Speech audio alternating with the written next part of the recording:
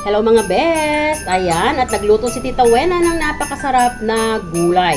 Full of iron to contribute to our body circulations, especially those people who used to drop the hemoglobin like me. At kung ano nga ba ang mga gulay niyan, ay samahan niyo ako para i-prepare natin ang ating mga gulay na iyan.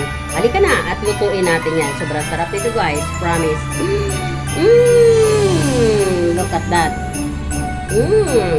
Yummy delicious. Ano nga bang mga gulay niyan sa ilalim? Halika na. Simulan natin lutuin yan.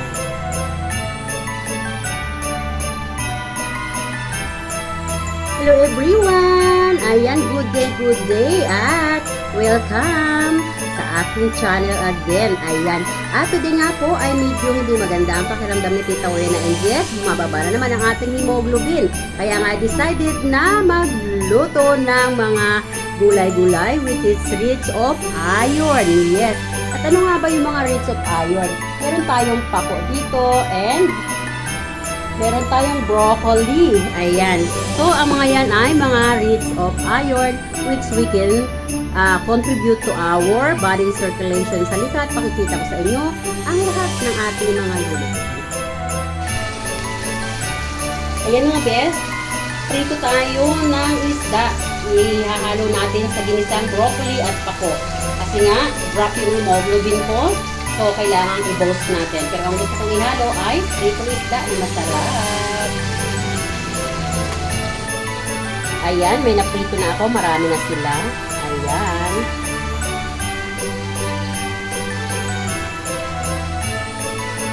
So, ayan mga best. So, meron tayo ditong broccoli. Ayan. So, na-chop at nahugasan ko na rin yan ng mabuti. Meron din nga pala tayo ditong pako. Ayan. So, both of that vegetables rich of iron na may kukontribute natin sa ating kalusugan kung bumababa ang hemoglobin natin na kagaya ko. Ayan, fresh na fresh yung ating pako. At yung aking broccoli, hindi na ganun ka-fresh, pero full of iron pa rin yan and vitamin C to contribute to our body circulation. Siyempre, huwag mawala ang kamatis. Ayan. Napakasarap nan guys. At pag nga ako nagigisa ng ganitong gulay, ayan. So, hindi ko makakalimutan haluan niya ng minced na ginger or luya na hiniwa ng ganyan para mas madaling ma-extract yung lasa. At minins ko na nga rin yung ating garlic. Yung ating sibuyas, pwede na yan, yung ganyang hiwa. At ang ano ba, alam nyo ba kung ano hihahalo ko dyan? Ito, fried fish.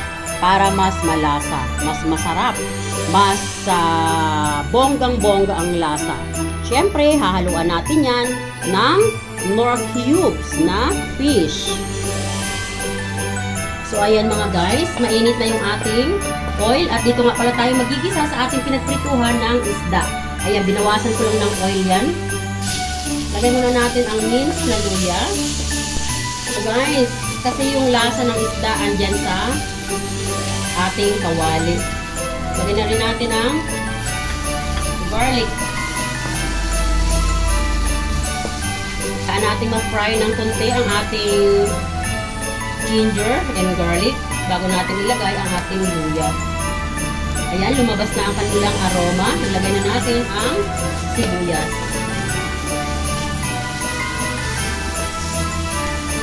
Ayan, halu-haluin lang hanggang mag-golden brown ng konti. At dito nga, ilalagay ko na ang ating fish cubes. Ayan. Dito nga ay maglalagay na rin ako ng durog na paminta. Kayo na lang mag-adjust ng durog na paminta na inyong ilalagay. Gusto ko medyo generous.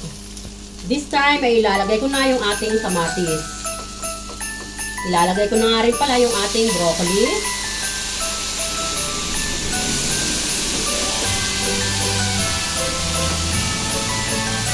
Susunod ko na rin diyang ilagay yung ating sili. Pwede na nga rin pala natin ilagay yung ating pako.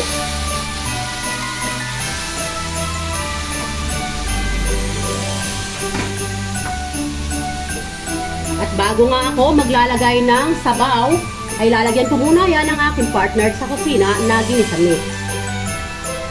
Huwag nang masyadong marami yung ginisa mix. Remember, meron tayong fish cubes.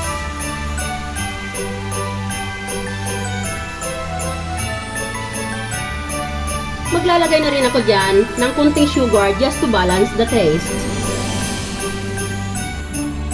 At sa pagkakataong ito ay maglalagay na ako ng sabaw.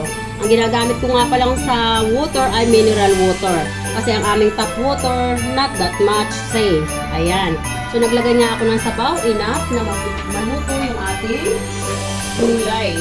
Yes, at nang tayo ay may mahigit din.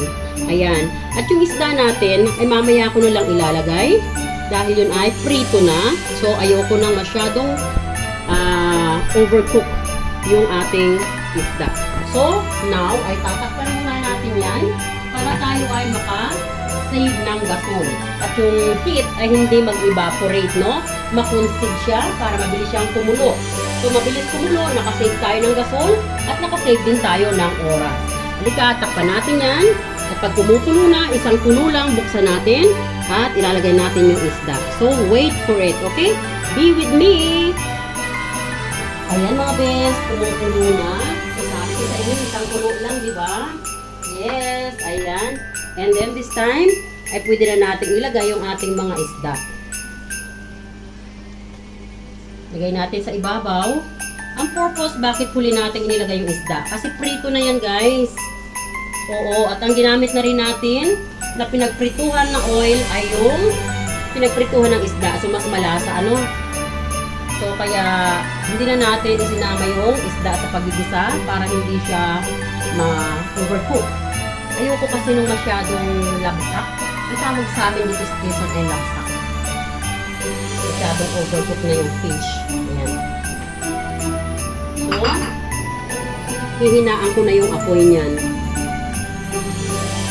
Ayan, sarap ng ating ginisang gulay full of iron na may contribute natin sa ating body, sa katulad ko na bumabagsak ang hemoglobin.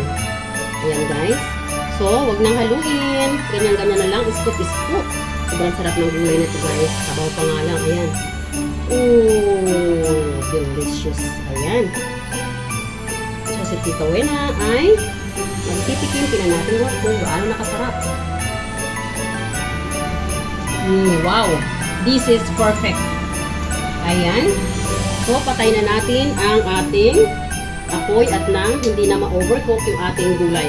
Ayan guys, nakaluto na naman tayo ng panibagong napakasarap na putahe.